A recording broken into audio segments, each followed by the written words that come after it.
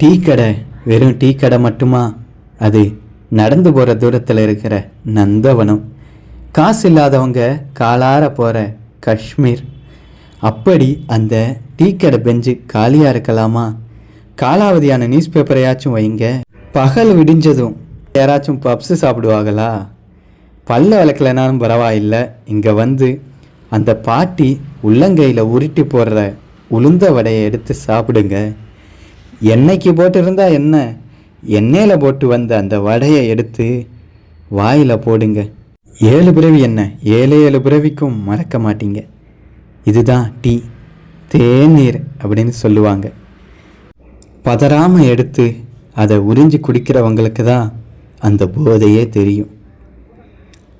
நிதானமாக குடித்து முடித்ததுக்கப்புறம் கடைசி சொட்டு அது சொட்டு இல்லை, நம்ம சொத்து அப்படிங்கிற மாதிரி அதை பக்குவமாக குடிச்சிட்டு பத்திரமா அந்த மேஜையில் வைங்க. காலியானது டீ மட்டுமா?